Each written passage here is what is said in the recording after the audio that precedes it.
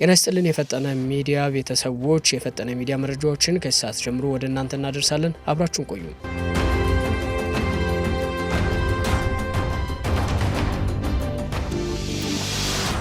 የህወሓት ሰዎች የወንጀል ስራዎቻቸውን ለመሸፈን ከኢሳያስ መንግስት ጋር በመተባበር ጦርነት እየቀሰቀሱ ነው ሲሉ ጄኔራል ጻድቃን ተናገሩ። ኦርቶዶክሳውያንን ያስቆጣው ፓስተር እስካሁን በህግ አለመጠየቁ የፍትህ ስርዓቱን ጥያቄ ውስጥ የሚከት ነው ተባለ።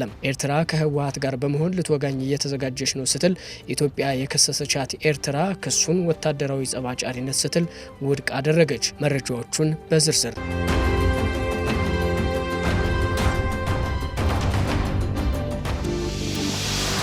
የህወሓት ሰዎች የወንጀል ስራዎቻቸውን ለመሸፈን ከኢሳያስ መንግስት ጋር በመተባበር ጦርነት እየቀሰቀሱ ነው ተባለ።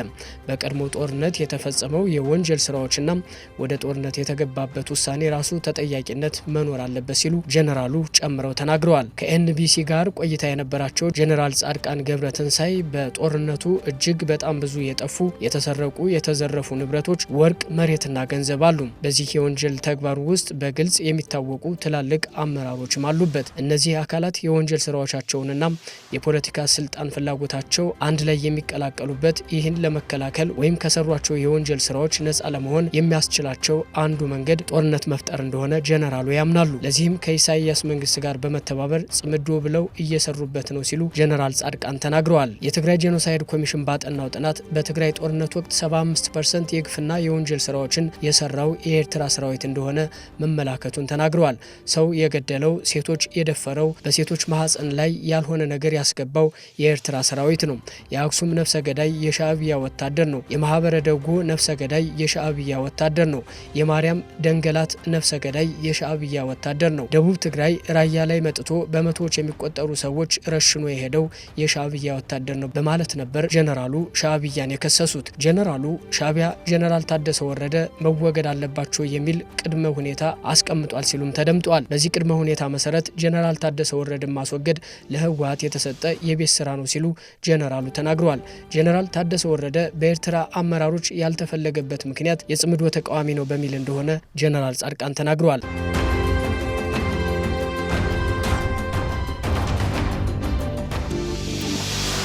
በካህኑ ላይ አጸያፊ ድርጊት የፈጸመው ፓስተር በህግ አለመጠየቁ ኦርቶዶክሳውያንን አስቆጣም። ግለሰቡ በመንገድ ላይ የኢትዮጵያ ኦርቶዶክስ ተዋሕዶ ቤተክርስቲያንን ካህን በግድ ለመስበክ ሲሞክርና ክብራቸውን የማይመጠን ድርጊት ሲያደርጉ የሚያሳይ ምስል በማህበራዊ ሚዲያ መሰራጨቱን ተከትሎ በርካታ ኦርቶዶክሳውያንን አስቆጥቷል። ምስሉ ከታየበት ቀን አንስቶ ፓስተሩ በህግ እንዲጠየቅ በርካታ ጥያቄዎች በማህበራዊ ሚዲያ ሲመላለሱ ቢሰነብቱም እስካሁን አለመያዙ ነው የተነገረው። ግለሰቡ የወላይታ ተወላጅ ሲሆን ነዋሪነቱ ሐዋሳ ከተማ ጨርቃ ጨርቅ ኮንዶሚኒየም በሚባል ቦታ እንደሆነ መረጃዎች ያሳያሉ። ቀደም ሲል ፖሊስ የነበረና አሁን ደግሞ የሲዳማ ክልል ፍትህ ቢሮ ባልደረባ መሆኑም ነው የተነገረው። ግለሰቡ ተመሳሳይ ህገወጥ ድርጊቶችን በተደጋጋሚ ጊዜ እየፈጸመ የኖረ ነው የሚለው መረጃም ከዚህ በፊት በሚኖርበት ኮንዶሚኒየም ውስጥ ነዋሪውን በከፍተኛ ሁኔታ ሲረብሽ ተው ድምጽህን ቀንስ ሲባል ፖሊስ ባስታጠቀው መሳሪያ ሰዎችን ያስፈራራ ነበር ተብሏል። በደቡብ ኢትዮጵያ ክልል ጎፋ ዞን ሳውላ ከተማ ላይ አንዲት እህት መንገድ ላይ ታማ እጸልያለሁ በማለት ጸሎት በሚመስል መልኩ ልጅቷ ላይ ጉዳት አድርሶም የአካባቢው ሰዎች ደርሰው ውሃ አድርገውላት ከሞት እንደታደጓት የተነገረ ሲሆን ፓስተሩ ግን ከአካባቢው በመሸሽ መሰወሩ ተነግሯል። በአብዛኛው ሰዎችን የሚያዋክብበት ቦታ ሐዋሳ ከአዳሪ ሆስፒታል አጠገብ አሮጌው መናኸሪያ ፊት ለፊትና ሴንትራል ሞል በሚባል ቦታ እንደሆነ መረጃዎች ይጠቁማሉ። እንዲህ አይነት ግለሰቦች ተከባብሮ ለሚኖረው ማህበረሰብ ክብር ካለመስጠቱ ባለፈም የኢትዮጵያ ኦርቶዶክስ ተዋሕዶ ቤተክርስቲያንን ስርዓት አምልኮ የተዳፈረ ነው እየተባለ ይገኛል።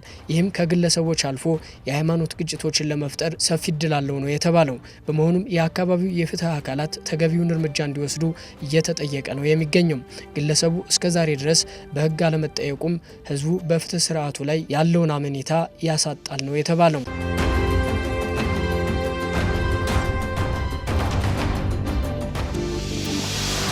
ኢትዮጵያ ኤርትራና ህወሓትን ከሰሰች። የኤርትራ መንግስት በበኩሉ የቀረበበትን ክሱን ወታደራዊ ጸባጫሪነት ብሎታል። የኤርትራ የማስታወቂያ ሚኒስትር የማነ ገብረ መስቀል የቀድሞ ግዛትን ለማስመለስ ያለመ ያሉትን ከፍተኛ የፕሮፓጋንዳ ዘመቻ ወታደራዊ የጸባጫሪነት የተባለበት ነው ሲሉ መናገራቸው ተሰምቷል። የኢትዮጵያ የውጭ ጉዳይ ሚኒስትር በዚህ ወር ለተባበሩት መንግስታት ድርጅት ዋና ጸሐፊ አንቶኒዮ ጉተሬዝ በላከው ደብዳቤ አስመራ ጽንፈኛ ካለው የህወሓት አንጃ ጋር ኢትዮጵያን ለመዋጋት እየተዘጋጁ ነው ሲሉ ከሷል። ውጭ ጉዳይ ሚኒስትሩ ጌዲዮን ጢሞቴዎስ የፈረሙበት ይህ ደብዳቤ የፌዴራል መንግስት ወታደሮች ከአማጽያን ጋር በሚዋጉበት በአማራ ክልል ሁለቱ አካላት የታጠቁ ቡድኖችን ይደግፋሉ፣ ያንቀሳቅሳሉ፣ ይመራሉም ሲል ወቅሶ ነበር። አቶ የማነ ኢትዮጵያን የባህር በር ዳግም ለማግኘት ሲባል በብዙ መስዋዕትነት የተገኘውን የኤርትራን ነጻነትና ሉዓላዊነት ለመጋፋት በማሴር ከሰዋል። ይህ በእንዲህ እንዳለም ህወሓት ለውጭ ጉዳይ ሚኒስትር ደብዳቤ ምላሽ መስጠቱ ተነግሯል።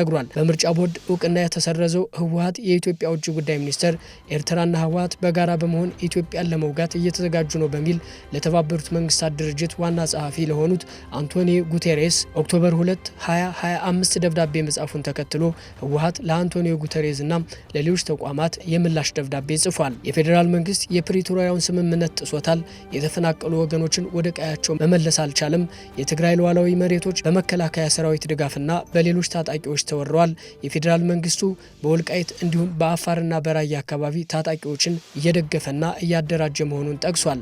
አንዳንድ ተቋማት ወልቃይትን በአማራ ክልል ስር አድርገው መግለጫ እየሰጡ ነው ሲል ህወሓት በደብዳቤው ገልጿል። ከኤርትራ ጋር ያለውን ግንኙነት በተመለከተ ከኤርትራ ጋር የተጀመረው የህዝብ ለህዝብ ግንኙነት ለቀጠናው ሰላም አዎንታዊ ሚና ያለው በመሆኑ መደገፍ ሲገባው የፌዴራል መንግስቱ ከኤርትራ ጋር በገባበት ውጥረት ምክንያት ጽምዶ ግንኙነትን በጽኑ እየተቃወመ ይገኛል ብሏል። ህወሓት ከኤርትራ ጋር ሆኖ ኢትዮጵያን ሊዋጋ እየተዘጋጀ ነው የሚለውን የፌዴራል መንግስቱን ውንጀላ ከእውነት የራቀ ነው ብሎታል።